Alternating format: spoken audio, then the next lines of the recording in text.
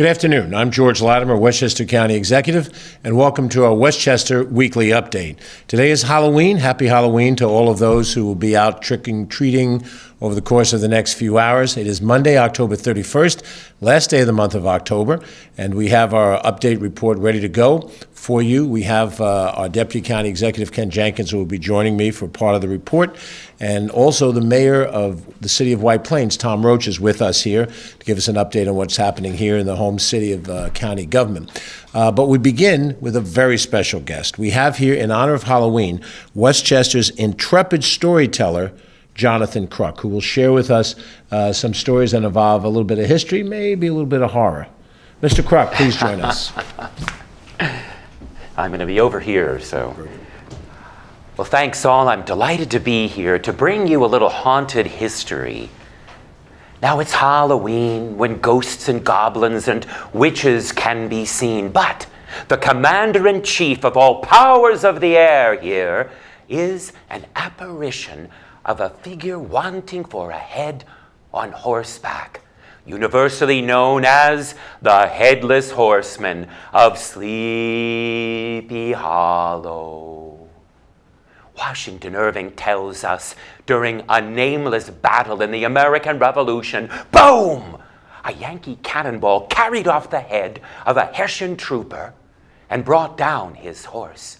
And those Hessians were working against liberty and freedom and independence for the redcoats at the time. But I'm here at this time to name that battle. It was the Battle of White Plains. And it happened right around Halloween in 1776. George Washington had but one mission: to hold the new nation together by holding that kind of ragtag army together. And all kinds made up that army, but some of them were quite tough. When they saw the Hessian galloping up on a hill that's now Silver Lake, not far from White Plains in West Harrison, why, they managed at one of the cannons to keep the powder dry. Boom! And that cannonball took off the head of the Hessian trooper and indeed brought down that horse. Now, they buried the body at the old Dutch church, but by the spells of Sleepy Hollow and some inexorable desire to find that missing head, this ghastly goblin rises up and scours the roads all through Westchester, seeking not only that head. But now, it also happened that a young Washington Irving came a-wandering into Westchester when he was a teen. And he went to a place called Carl's Mill, and there a formerly enslaved man told him all about this goblin seeking its head, frightening folk. And Washington Irving took it to heart, and later, while in Great Britain, he wrote the legend of Sleepy Hollow. But that unrelenting goblin, though in a legend, is real. For indeed, he lost his head at the Battle of White Plains, and people continue to report seeing the goblin seeking that missing head. But there's something else. The goblin rises up to remind us of those fearful times, of how terrible things could happen, and yet people managed to rally and hold themselves together, even when it seemed that we were like a nation separated from the king, running around with our heads lobbed off. But all managed to keep it together. And now, from that day unto this day, especially at this day, Halloween, the goblin may be riding around seeking its head. If you encounter it, hold on to yours. And remember, you have reason to, because you're here in Westchester and enjoying a good life here, even with a few haunting spirits. So thank you. I'm Jonathan Kruk, and happy Halloween. Thank you all. Thank you very much for getting our holiday off to a good start, Jonathan. You've got it. Thank you. Jonathan Kruk, and you will see him in many parts of our county in our local libraries and other performances, and he does a fabulous job, and he does it for kids and adults equally alike. Thank you again, sir. Thank you much. Take care. And we have a few things to report, and they may not be quite as scary as the Halloween story. I do want to mention very briefly before we get to our next guest that we are working now in the final stages of our Westchester County budget for the year 2023. We have submitted already, we described this a couple of weeks ago, the capital budget for 2023 that has $662 million worth of capital projects. It involves projects as diverse as some additional work on Central Park Avenue in Yonkers, improvements to Cranberry Lake Preserve in North Castle, and all across the board. That is before the Board of Legislators is released publicly. On November 10th, Thursday, November 10th, a week from this Thursday, we will, in this setting, release the full county budget, and we will have, prior to that, coming up this Wednesday, the second of our two budget forums that precede the submission of the budget. This is something we began in 2018, not previously precedented, where we invite input from different individuals and organizations.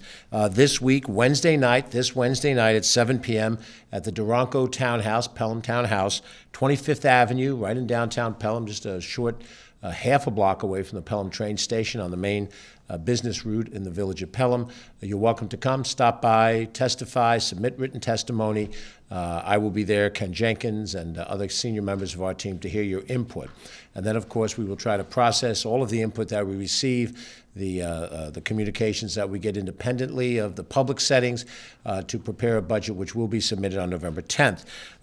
In the next couple of days, we're going to preview some elements of that budget. Tomorrow, we'll be talking a little bit about what we're going to try to do to deal with the anticipated rising energy costs. On Wednesday, we're going to reveal exactly how we intend to fund police, corrections, and probation functions within the county. Those are our three public safety areas so that you have some confidence that the way the county government is going to be operating will continue to deal with the concern about public safety and crime. And then on Thursday, we'll give you a preview of what we think the tax rate will look like and then some other efforts of what we're doing. So those are coming in the next 3 days, full budget to be revealed on November 10th. When that does come out, the Board of Legislators will establish their calendar for public hearings. They'll have a couple around the county following a session in the Board of Legislators to finalize the budget that they'll be voting on, a final public hearing, and then they will take their action, most likely in the month of December. We're very excited that we have a good budget year ahead of us. We believe we'll have good news for you, but we will we'll tell you more about it as we get through the rest of this week. I do want to highlight again that the capital budget that's out does indicate exactly how we intend to spend money for Hilltop Hanover Farm and Environmental Center in Yorktown, additional improvements at Playland, how we're going to address issues of flooding in a variety of places, particularly in Mamaroneck Village with Mamaroneck River and Sheldrake River, work on the Bronx River Parkway, and all of those types of things. So all of that is coming up as part of our budget process. There's more for us to cover in the report today. Just want to give you that parameter. Next, we'll go to our municipal partner of the day, who's a friend, has been here many times before, and we're happy to have him back. He is the mayor of the city of White Plains, Tom Roach. White Plains, of course, is the beating heart of Westchester County. We have major corporations based here. We have major shopping based here. The nightlife and entertainment in White Plains is unparalleled.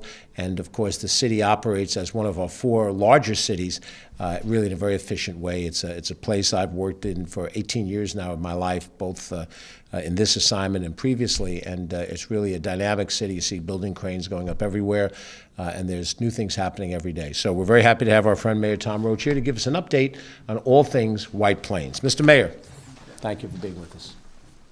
Thank you, George. And it's tough enough to follow George without following Jonathan Kruk, but I'm going to do my best. I will, first of all, White Plains is busy, and I don't have any great Halloween stories to tell, but I can say that yesterday we had our annual Halloween parade, young people coming out in costumes with their families. We had a huge turnout and just a really nice event, and everyone had a great time and enjoyed it.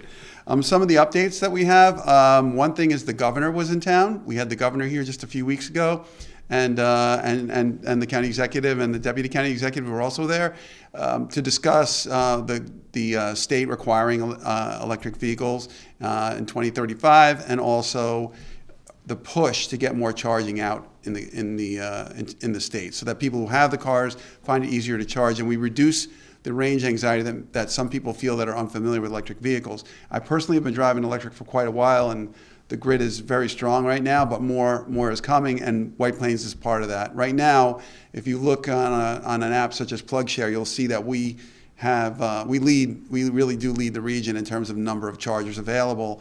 A lot of level 2 chargers, which are going to charge your car about 24 miles an hour. But we do have a level 3, which is off Central Avenue in a parking lot that serves some stores that are in Greenburgh, but the parking lot and the chargers are in White Plains. We approve them. And it looks like we're going to get another level 3. That's a level 3, and it looks like we're going to get another level 3. We're working with the Power Authority right now to get one of those. That charges cars much faster and is going to be sought after. We've got the state legislature and signed by the governor legislation that now permits local governments to go to 25 miles per hour as their city or village or town-wide speed limit. Right now, you're limited to 30, and most people have adopted that. This is an option. However, it's an option that we in White Plains will be taking advantage of. It's something that I had actually spoken with Amy Paulin, our assembly member, one of our assembly members, about this issue some time ago when New York City got the right to do this, and she's been working on it for years. We finally got that done, so we can anticipate seeing that not just in White Plains, but I think a lot of local communities. I know there was a lot of support from mayors on that subject. In terms of development, we have a lot of projects. The Mitchell just finished up on the corner of Mamaroneck and Post Road. It's a beautiful project. We, of course, an affordable component here in White Plains require 12% affordable. And we do have buyouts, but they're substantial buyouts. If you do buy out part of you can only buy out part. But if you do buy that out, it goes into a fund that helps us provide affordable housing, whether through supporting projects to get them through the door that are going to provide affordable housing, or at some point constructing our own projects. The Kingsley House, which is on Barker Avenue, is a senior residence. That is a low-income, I would not low-income, but an affordable senior residence. That is has had a huge update and renewal, and it was as any kind of construction that happens, it was had its moments, but we got through it, and now we really do have a great space for our seniors, a great community for our seniors. We are working with the county now on 2 different items. We have one on Lake Street, which we approved and was moving through the process, but needs a little help getting over the finish line, and we've kind of done some of that, and we're hopeful that the county's going to do some of that, and we'll get it across the finish line. That's going to be about 70 units for seniors, and then we're earlier in the process. We're looking at affordable housing right here by the Board of Elections on Court Street. We're working with the county on that one as well to make sure that comes to fruition and benefits everybody. That gives me my trigger to just say early voting is happening right now. I voted yesterday. There was no line. I walked in, I voted, done. So please go to the county website and you will find directions to your nearest polling site that functions that way, and you can go wherever you want. As long as you're a Westchester resident, go to whichever place you want to do it. But please do vote. Thank you, and thank you, County Executive, for giving me this opportunity. Thank you, Tom. Very happy to see you. Mayor Tom Roach, the City of White Plains, we appreciate his leadership. And on so many issues, the county and the city, as we do with all of our municipalities, we work as partners in many of these projects, and we value the leadership of Tom and the Common Council. Please extend our best wishes to your team. A few other things we'd like to highlight. I'm going to ask Ken Jenkins, our Deputy County Executive, to join me here. We are at the Halloween season, and some of it is fun, as Jonathan Kruk shared with storytelling. Some of it is very serious. I want to highlight that we know that this evening there's going to be young trick-or-treaters that are going to be going door to door, collecting candy and so forth. It's part of one of the fun things that kids can do. But we're also very seriously concerned that we take steps to deal with those situations where we have individuals who have been identified, have gone through a review process and have been identified as sex offenders. And it's a serious topic, and at Halloween time, we want to make sure that you have the confidence that your children out there will be safe. Local sex offenders will once again be attending an anti-sexual abuse victim impact program. They'll be attending this program this evening, designed to keep sex offenders off the street. This is a requirement. This annual program is run by the Westchester County Department of Probation. It's part of the department's mission to keep Westchester County safe for our children and families. Over 80 registered and non-registered sex offenders who are on probation in Westchester County are required to attend this educational program, which will occur at the Westchester County Courthouse tonight from 5:30 to 10 o'clock. And as they're required to attend this session, they are not out in the community when the young trick-or-treaters are there. We put priority on the safety of our children, and I want parents and families to know that their kids will be safe and protected when they go out trick-or-treating, and on any night of the year, but particularly on Halloween. Our probation department, of which we'll talk more about this week, along with our corrections and our police department, is really one of the most important resources that we have in keeping crime down in our county. It is our police force, but it is also our correction force and our probation force. And in this particular case, our probation team and their anti-sexual abuse victim impact program, it's held every year. This is just one more way that we ensure that our streets are held safe. These offenders who will go through this program tonight will listen to compelling stories of devastation committed on both children and adult victims and gain insight into how those acts can continue to impact a victim's lives throughout their life. And again, while Westchester County's probation officers are out in the community, they're tracking down offenders who fail to report to this event, and action will be taken. In order to provide an added measure of safety to the community, sex offenders will not be allowed to use public transportation in coming to and from these sessions. Any offender needing a ride home will be driven by probation officers. If anyone is interested in more information about this particular program that's going to occur tonight, you can visit our website at westchestergov.com. This program is not open to the media, but it is an important effort to take, and we take very great concern about making sure that those who've been identified as sex offenders will have a specific place that they must be at tonight and not out there when we have so many young people out there on the streets.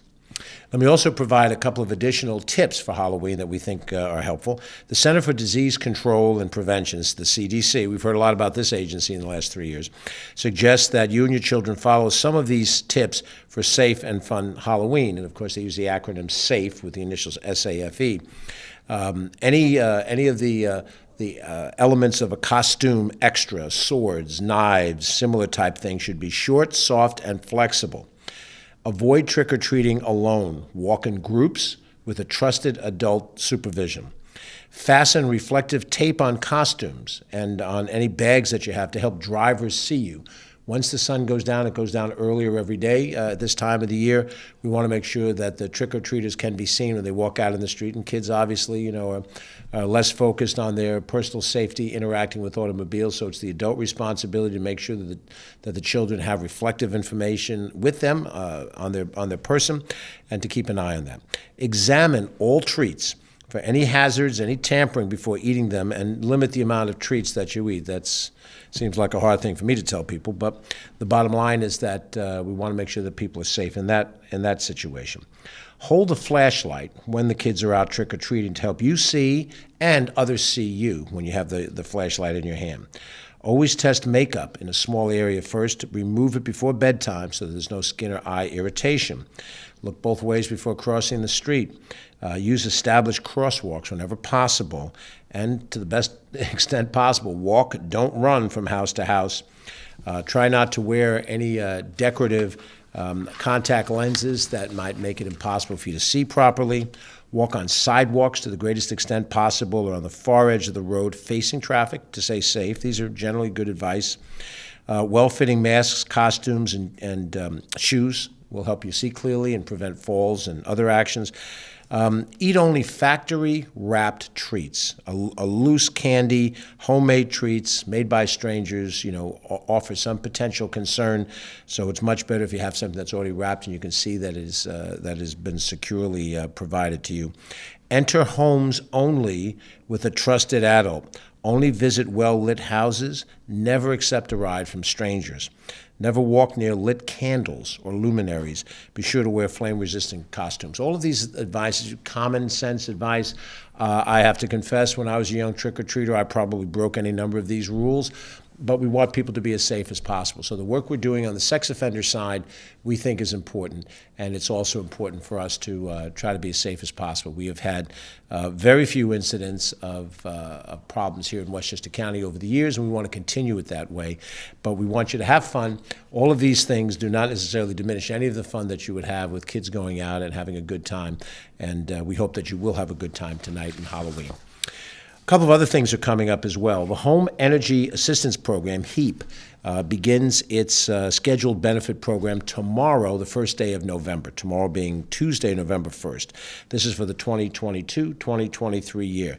HEAP stands for Home Energy Assistance Program, and it helps low-income, elderly and disabled residents with home heating costs. And we'll talk more about this as well in the next couple of days.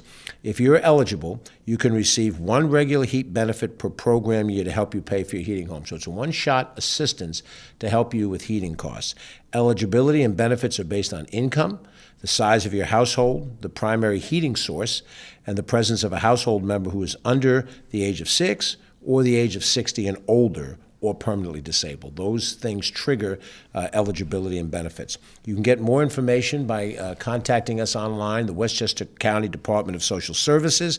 There's a long listing there. Hopefully it's up on the screen. If it isn't, you can track it down through our westchestergov.com. When we speak tomorrow, a little bit more about the issue of home heating, we'll remind you again that tomorrow will be the first day of this, and if you're eligible for it, you should apply for it. This is a tangible benefit for individuals to help them deal with heating costs. We are all aware that for many reasons, supply, demand reasons, the war in Ukraine, a host of other things, we expect to see some increase in our energy costs, and we'll talk again about what we're going to do about it. One of them is making everybody aware who's eligible of the HEAP program to try to make some positive efforts there.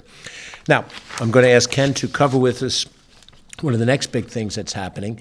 We are in the middle of early voting period now in New York. It will last until Sunday, this coming Sunday, and then a week from tomorrow, Tuesday, November 8th, is Election Day, and Ken will cover some of the key elements of early voting. Thanks, George. And certainly we want to recognize that the state enacted early voting a couple of years ago, and we're in our third or fourth cycle of early voting. People, as the mayor was pointing out, are very used to the system now. But again, early voting is for anyone that's a registered voter in Westchester County, can vote in person at several locations before Election Day at one of 23 different early voting centers. And you don't need to go to the one that is in your community. It's extremely convenient. So if you're here in White Plains, you can go to the Board of Elections, as Mayor Roach pointed out, and go to their facility and be able to early vote from anywhere. They print up a ballot that equals and matches what you have in your local community, and that's different than on Election Day, where you must go to the precinct that you're assigned to. So early voting is a convenience. The hours vary from different places during the sessions, starting from the 29th right down to November 6th. Today, early voting goes at the 23 locations until 4 p.m. And then, so Monday, Wednesday, and Friday, they're all 8 a.m. to 4 p.m. Tuesday and Thursday, it's from noon until 8 p.m. And Saturday and Sunday, on both days, it's 10 a.m. to 6 p.m. And one of 23 different locations. No matter where you are in Westchester County, there's something that's convenient to you. In Yonkers, we have 4 different locations that you can do early voting for, including both the Riverfront and the Will Library. Here in White Plains is certainly at right at the Board of Elections in White Plains, in Peekskill at the Community Center, at the Mamaroneck Town Hall. The list of all the locations are on the website. I'm sure that there's the link on the screen for westchestergov.com and the Board of Elections specifically. And keeping in mind, the Board of Elections is not a department of county government. It's something that we fund, and that's why you see it on our webpage, but it is not listed as a department because it is not. So for the 2022 general election, you can definitely vote in person. And again, the early voting is from the 29th to November 6th. And can you still do absentee ballot voting? If there is a person that has signed up for absentee ballot voting, you must complete that particular process. You're not allowed, as you were in the past, to kind of pick whether you were going to early vote use absentee ballots, especially during the COVID times, or vote in person. Once you submit your absentee ballot application, you must go through that particular process, and that would include either voting on paper with a provisional ballot if you did not do your absentee ballot, but quite honestly expected if you asked for the absentee ballot that you would fill it in and return that before, and it must be postmarked by Election Day. So again, that's something else to be able to continue to do. For additional information about early voting, you certainly can call 914-995-5700, which is our Board of Elections. You can look up at the State Board of Elections, which is a New York State site, or certainly can hit that information on the county website. Again, there is no reason for people not to be able to vote, whether it's for absentee because you're concerned about COVID, or early voting at any one of those 23 locations anywhere in Westchester County, and then certainly on Election Day in your polling place. So again, please make your voice heard and take advantage and be able to vote. And don't forget to flip it over and look at the Environmental Bond Act, which is extremely important for us in Westchester County and across the state of New York, with a $4.2 billion Environmental Bond Act that will help every member in every community. Thanks a lot, George.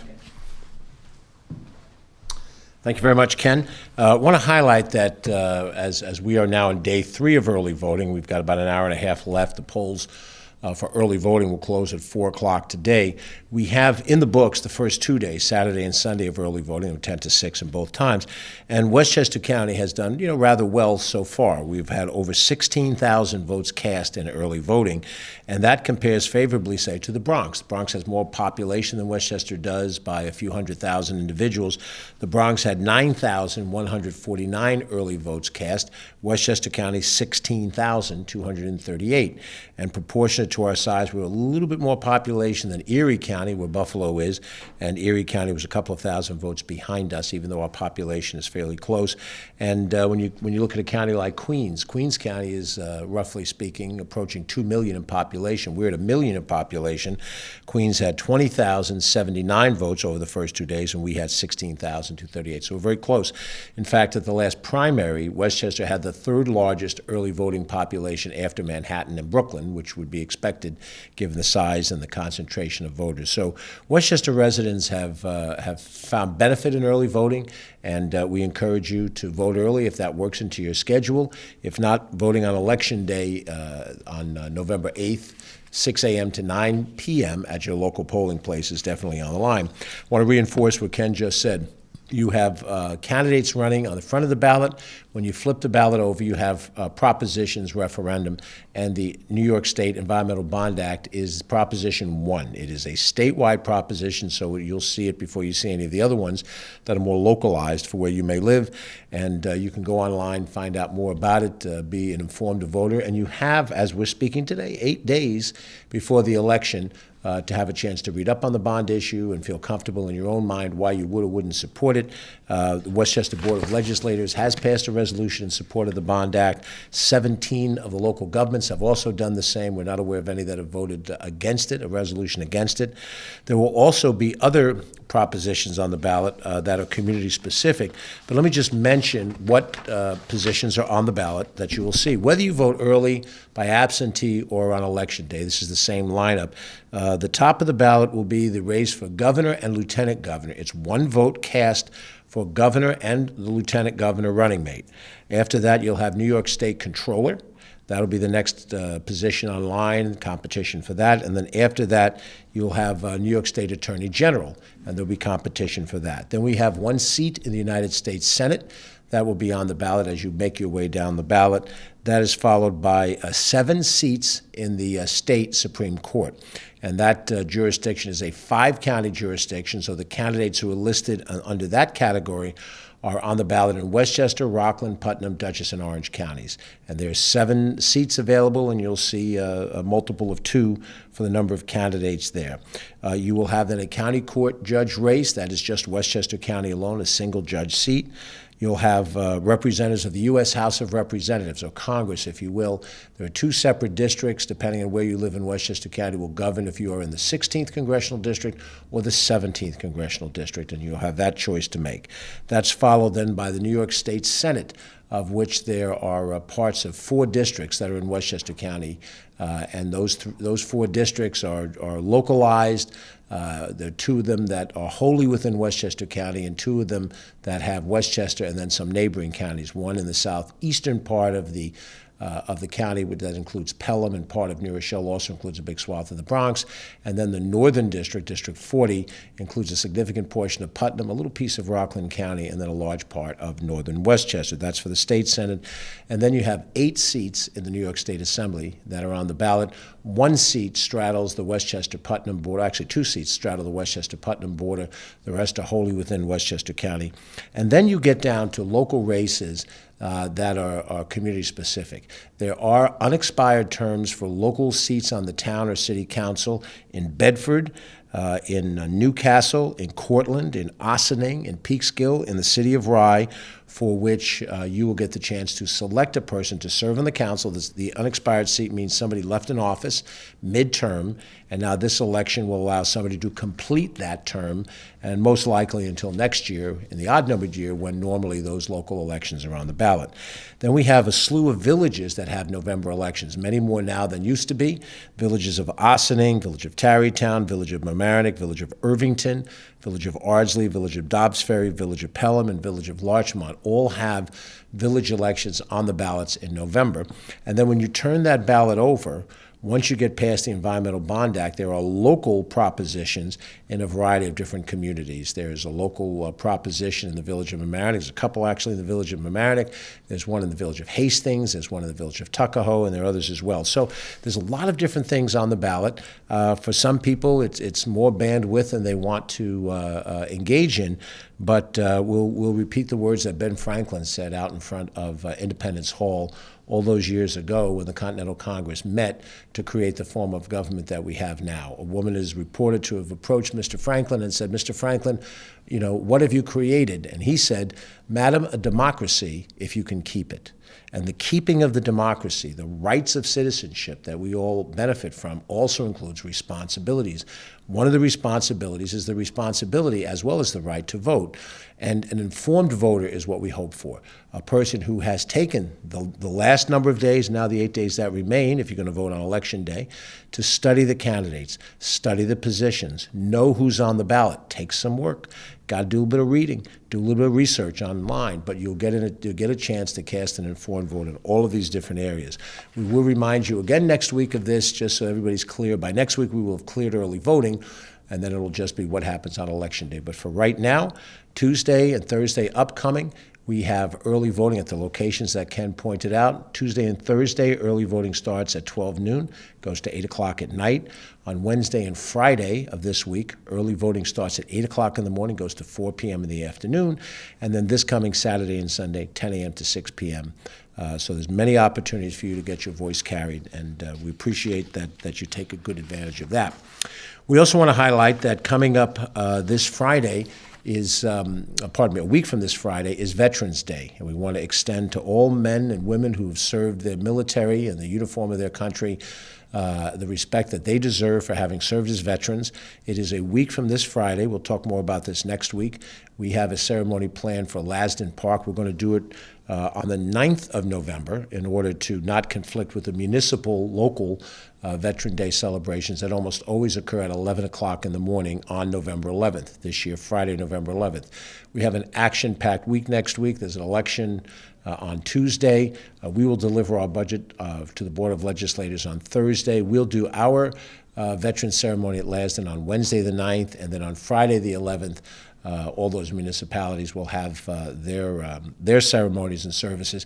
You may know from your history that the day for Veterans Day is coinciding with Armistice Day from World War I, First World War, in which the armistice that ended that war was signed at 11 o'clock in the morning on the 11th day of the 11th month. And we now honor that date as a date to recognize all of the men and women who served in the military of the United States, be they at wartime or at peacetime.